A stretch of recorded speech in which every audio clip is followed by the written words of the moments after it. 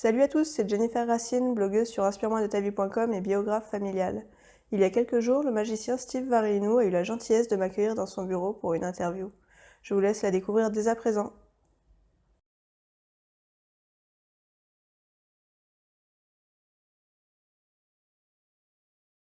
Bonjour Steve. Bonjour. Alors déjà j'aimerais que tu me parles de toi, donc à l'état brut, c'est-à-dire où tu es né, quand et où tu as grandi. Alors moi je suis né un 28 juin 1998 pendant le match France-Paraguay où Laurent Blanc a marqué bien sûr, pour la grande joie de tous les Français, pour ceux qui s'en souviennent. Moi pas trop parce que j'étais encore trop petit. Mais du coup, donc je suis né un 28 juin 98 à 20h30 à Brétigny-sur-Orge, voilà, dans le 91. Et après j'ai vécu à Etteville toute mon enfance jusqu'à maintenant. Voilà, j'habitais quelques rues plus loin avant, maintenant j'habitais ici, mais toujours à Etteville et je vais y vivre encore pendant très longtemps. D'accord, donc tu t'y sens bien. Je suis très attaché à cette ville, oui, complètement. D'accord. complètement. Comment définirais-tu ton caractère enfant?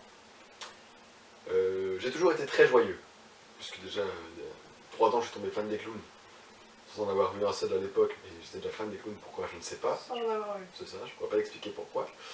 Mais voilà, c'était pour moi assez magique, voilà, c'est le mot. C'était magique, donc j'étais très joyeux au niveau des clowns. Peut-être pour cacher le côté solitaire, parce que j'étais très rejeté, à l'époque déjà, parce que j'avais les pieds plats, donc je pouvais pas courir.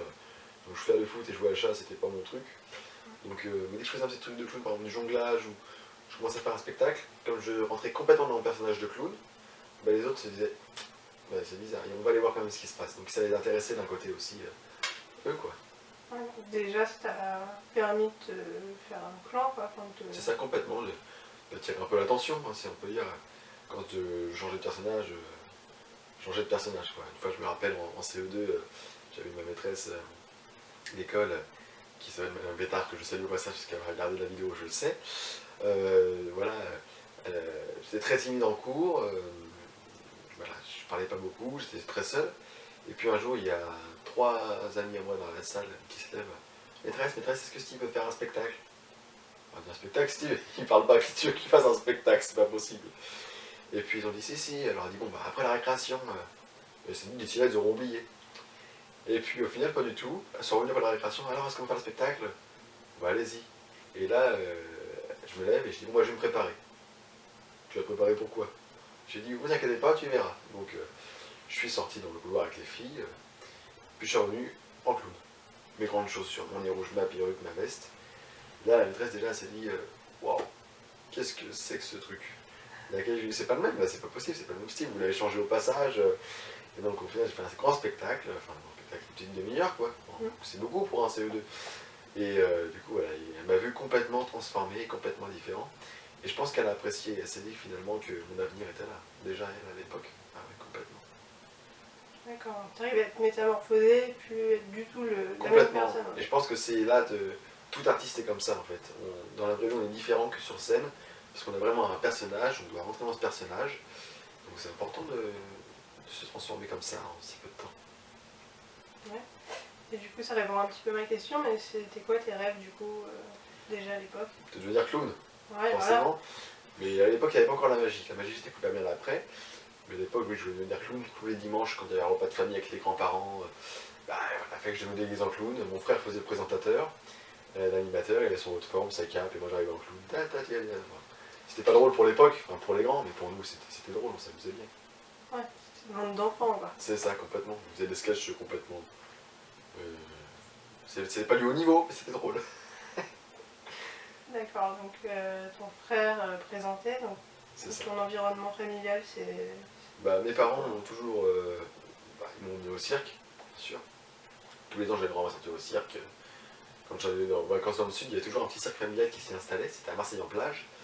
Et puis on est toujours par les petits cirques familiaux qui s'y posaient. Et puis après j'allais de temps en temps au cirque par l'air tous les ans. J'ai été une fois au cirque Boulienne aussi, mais c'était il y a très très longtemps. J'aimerais bien y retourner d'ailleurs, il faudrait que je pense à y retourner. Et mon frère, alors j'ai 2 frères, j'ai Flavien et Eddy. Flavien ça l'a jamais trop attiré ce monde du spectacle, alors que Eddy oui tout de suite. Déjà mon frère est un très très bon danseur, donc à partir de là déjà, et le monde du spectacle fait partie de la danse aussi, donc c'était important qu'il soit là aussi, donc il faisait l'animateur et on rigolait bien, on rigolait très bien. D'accord. Et quelle éducation tu as reçue? Alors, j'ai pas reçu une éducation stricte parce que mes parents sont assez laxistes. Bon, bah, si tous les jours il y avait des horaires à respecter, c'était 18h le bain, 19h on mange, 20h on est couché. Voilà.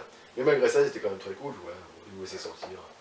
Bah, j'ai des parents vraiment super sympas et je reconnais que c'est génial. Ah, le chien. Oui, j'ai aussi un chien. Donc, Donc, liberté, quoi, déjà. une liberté, quoi, complètement. Ils me laissaient, enfin, si tu veux, il n'y avait pas de. Il y avait quelques règles comme tout le monde, mais j'ai vraiment pas des parents ultra stricts. Non, non, du tout. Ils faisaient ça pour notre bien, et je le remercie maintenant. Et qu'est-ce que tu retiens justement de cette éducation? Mes parents, ils nous ont surtout appris le respect des autres.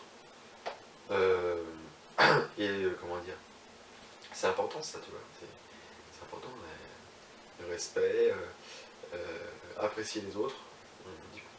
On apprend à aimer les gens. Oui. Maintenant, j'aime tout le monde, hein, donc là, Ça aide. ça aide, oui, ça aide. Bon, des fois, on se prend un peu des portes dans la tête, mais c'est ça. Ouais. C'est mieux d'aimer tout le monde avant C'est que ça, de détester détester, tout le monde et de voilà. donner la chance une fois que Exactement. l'autre a fait Moi, ses je preuves. préfère aimer avant, Ouais. et après voir qui en vaut la peine ou pas. D'accord. On va parler de ta blessure maintenant. Oui, bien sûr. Forcément, il y en a une. Il y en a une, oui, c'est sûr. Donc, comment et à quel moment tu as appris ta maladie? Alors, j'ai appris la maladie en 2008 ou 2009, je sais plus la date exacte, mais enfin, dans ces eaux-là, donc j'avais 10-11 ans. Moi, c'est blessant au début, parce que bah, forcément, on a 10-11 ans, on se demande ce qui nous arrive, quoi. On se dit, non, j'ai rien demandé, moi. Et puis on se dit, surtout, pourquoi moi, pourquoi pas mon frère? Bah, c'est vrai, quoi, on voit tout. Mince alors. Et puis voilà, donc on se pose beaucoup, beaucoup de questions. On est très, très blessé. Et tu vois, après, on apprend à en vivre avec. Hein. Et donc, tu peux me parler un peu de ta maladie? Voilà, la maladie, c'est le syndrome de Marfan, pour ceux qui ne connaîtraient pas. C'est une maladie génétique rare, incurable. Donc en fait, c'est toute la fibrilline des muscles qui s'effrite et l'aorte qui se dilate. Enfin, donc elle se dilate, donc il y a un bêta-bloquant pour ça. Ça s'appelle l'athénolol. Il y a un médicament actuellement qui est traité aux États-Unis pour tenter d'améliorer la chose. Ça s'appelle le losartan, si je ne me trompe pas, c'est ça, losartan. Donc on verra bien ce que ça donnera par la suite. Mais voilà, donc après les visites à l'hôpital, voilà, ça fait partie du jeu, hein, comme on dit, hein, ça fait partie du processus. On va à l'hôpital, on passe des journées là-bas, ça fait partie de la chose, il faut accepter comme ça et puis autrement. Et justement, quel est le parcours après l'hôpital? Bah, donc moi déjà alors en dehors de l'opération, n'importe quoi, je dis des bêtises. En dehors de la maladie, voilà, j'ai dû subir une opération, enfin 2 opérations au niveau des jambes. Parce que comme j'ai dit tout à l'heure, j'avais des pieds plats qui m'empêchaient de courir ou de marcher correctement. Donc on m'a construit une voûte plantaire. Voilà, on a fait une ostéotomie d'allongement du calcaeum, pour être exact. C'est des mots médicaux. Voilà, c'est compliqué à dire, mais c'est comme ça. C'est pas du jour au lendemain. Donc voilà, on a créé une voûte plantaire, on envoie un morceau de la hanche, on est placé sous le pied. D'accord. Voilà.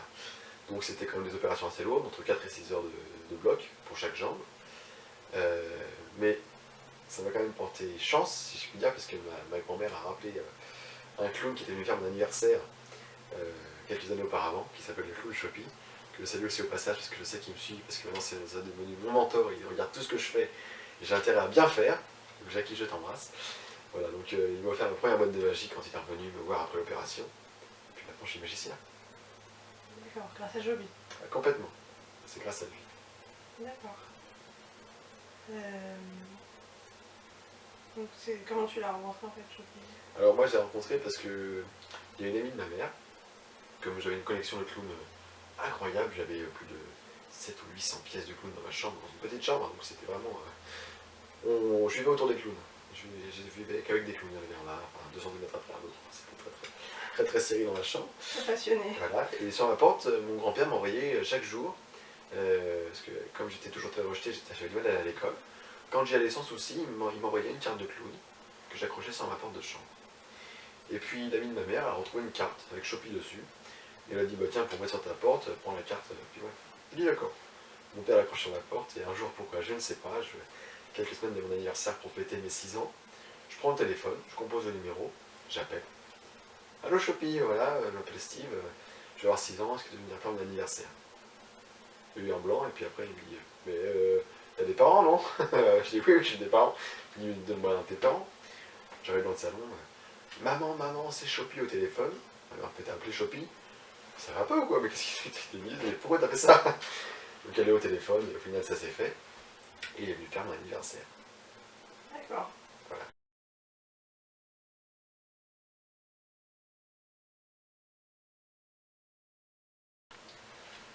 Donc, après la blessure, il y a savoir aussi apprendre à vivre au lieu de survivre avec la maladie. Ouais, complètement. Comment t'as fait en fait? Ben, moi, au début, comme je disais tout à l'heure, j'ai beaucoup de mal à accepter la maladie. Donc, mes parents sont là pour me supporter. J'étais quand même pas exécrable à ce point-là. Mais enfin, voilà, pour m'apprendre à vivre avec cette maladie, à garder mon moral en hauteur, pour pas que je l'ai dans les chaussettes, parce que c'est pas très agréable. Donc voilà, donc mes parents sont là, mes grands-parents sont là. Enfin voilà, il y a toute la famille qui joue, les oncles, les tantes. Voilà, ils sont là pour pas, ils sont pas dans le truc du t'es malade, ne fais rien quoi. Non, au contraire, vis, vas-y, profite. Avec Choupi le clown aussi. Complètement, de toute façon, pareil. Shopee, c'est ça, c'est se battre, c'est important, c'est très important de vivre. Bon, heureusement, il m'a donné ma force, il m'a donné la magie. Et voilà, j'en ai fait une force.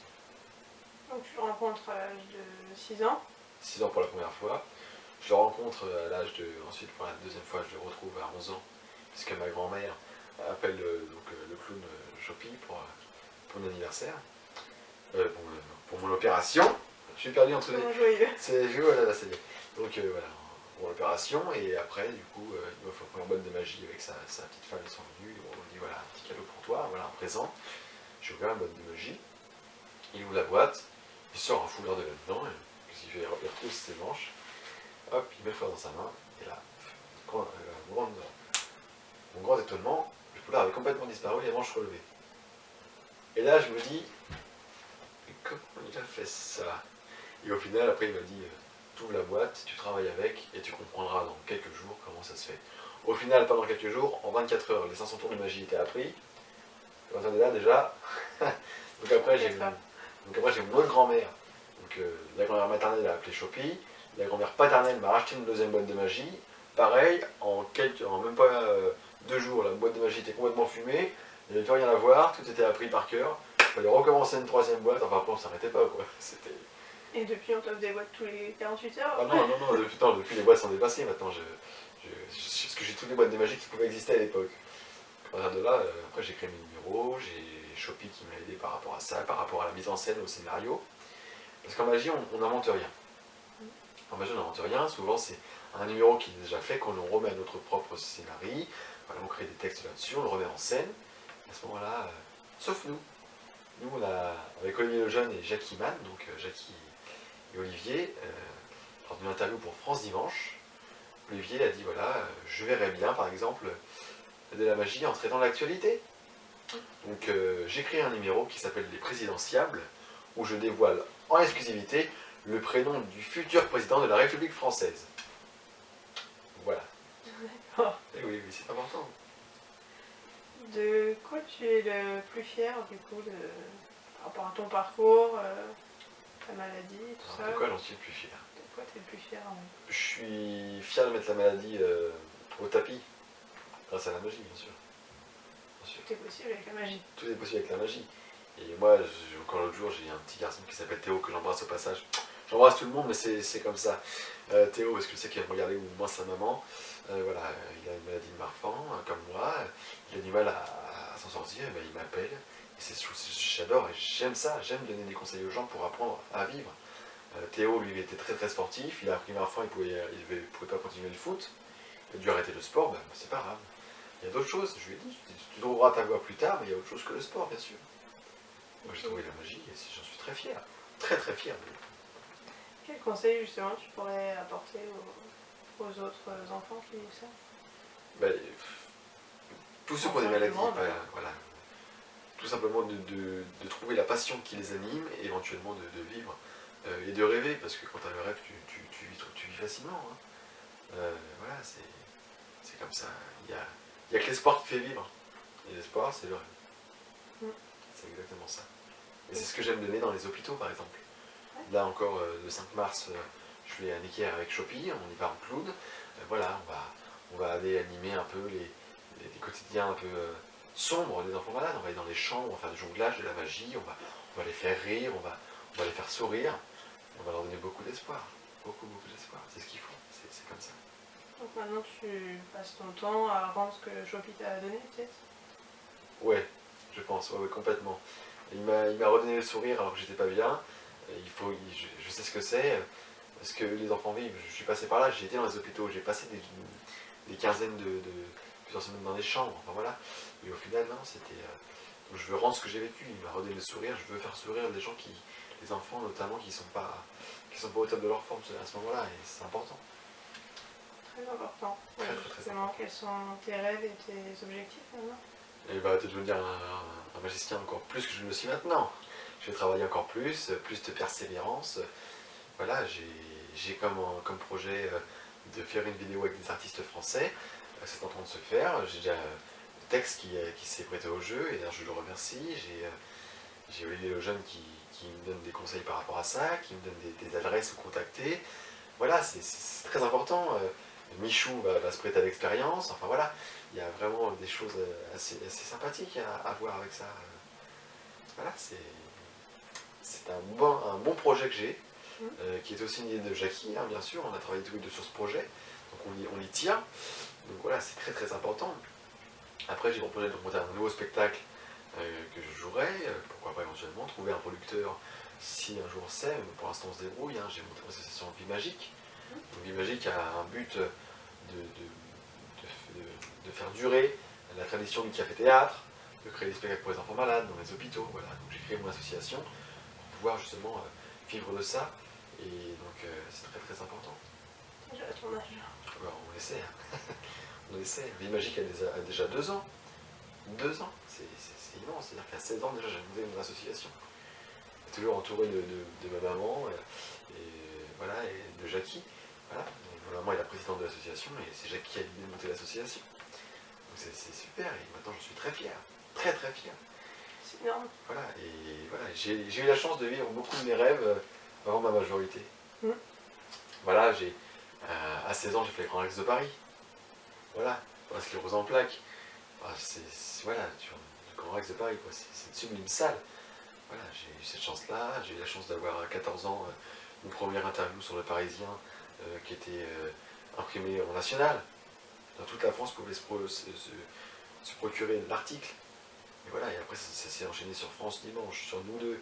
Après j'ai eu ma première télé régionale qui s'appelait Téléson.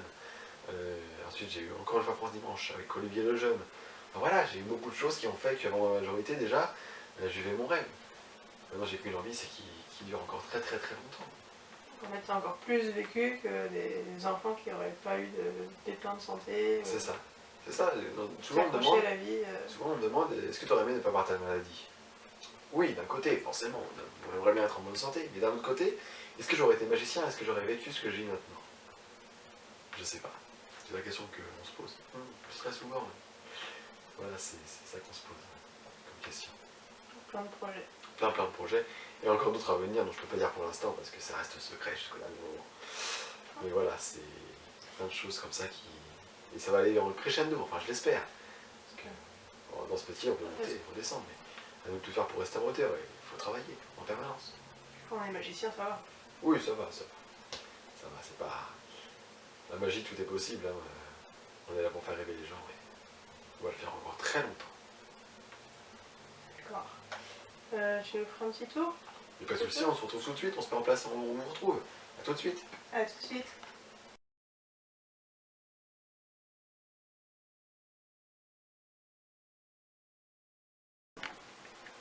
Bien. Alors pour ce faire, j'ai besoin tout d'abord d'un jeu de cartes, tout à fait basique pour un magicien, avec plein de cartes différentes. Tu en conviens? Oui. Parfait. Je vais t'inviter à choisir une carte dans le milieu du jeu, celle de ton choix. Je ne veux pas t'influencer. Merci de ton aide. Tu la regardes, tu la montres à la caméra, je te prie. Parfait, très bien. Et tu vas la signer sur sa face. La face de la carte, bien sûr, sinon après je te retrouve, c'est trop simple. S'il te plaît. Tu la signes sur sa face pour dire qu'elle soit vraiment unique au monde. C'est fait? C'est fait. Je te reprends le stylo, parfait. Je laisse la remontrer à la caméra signée. Très bien. Et maintenant, je t'invite à me dire stop quand tu le souhaites. Stop. Stop ici? Oui. Tu es sûr de toi? Oui. Tu veux pas changer? Non. Dommage, on va s'arrêter là. Pose ta carte ici, je te prie. Parfait. Ta carte. Maintenant perdu. D'accord? Parfait. Je vais faire un petit mélange américain juste pour le plaisir, parce que je sais que les gens sont fans des mélanges américains. Un petit mélange belge pour la route. Voilà. Mais ça ne mélange pas, mais c'est le principe des Belges. Je les embrasse quand même pour ceux qui nous regardent. Et malgré tout, sur le dessus du jeu, j'ai une carte et une seule. Est-ce que tu as... Quelle était ta carte, s'il te plaît? Deux cœurs. Deux de cœur. Bah, c'est 5 de cœur. C'est presque ça, mais pas tout à fait. Est-ce que tu crois aux fantômes? Oui. Oui. Tu vois, 5 de cœur ici, j'ai ici avec moi un étui totalement transparent. D'accord? Parfait. Je viens glisser à l'intérieur le 5 de cœur. Je retourne l'étui. Je vais donc y placer le 5 de cœur. Parfait. Que je vais mettre ici. Tu vois que ta carte c'était le 2 de cœur. 2 de cœur. Est-ce que tu penses que c'est possible que le 5 de cœur retrouve ta carte? Bah, avec un magicien, tout est possible. Tout est possible avec un magicien peut-être. Regarde, si par exemple je prends le 5 de cœur et qu'on appelle très fort ta carte. Ta carte, c'était le 2 de cœur, c'est ça? Regarde bien. C'est ça. Le 5 de cœur.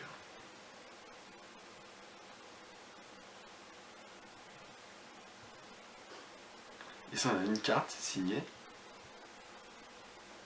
Le 2 de cœur. Et l'étui est complètement vide bien sûr.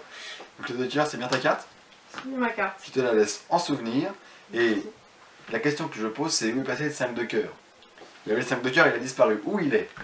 Ben, ce qui est amusant, c'est que dans le jeu, si on regarde bien, on a une carte retournée. Le 5 de cœur.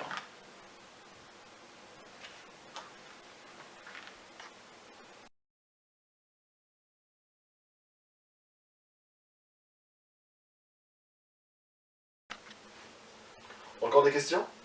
Non, tout a Non. l'air bien clair. Super, alors en tout cas je te remercie pour cette jolie interview que tu me laisses répondre à tes questions. Bientôt sur YouTube alors, c'est bien ça? C'est bien ça. J'embrasse toutes les personnes de YouTube qui nous regardent. Je suis très heureux de vous avoir accueilli ici dans mon bureau où je travaille en permanence. Merci à toi. Merci à notre petit caméraman derrière, et personne ne voit. Et puis à très bientôt, je l'espère. Et n'oubliez pas, avec Varenou, tout est possible. À bientôt. Merci beaucoup à toi. Au revoir. Au revoir.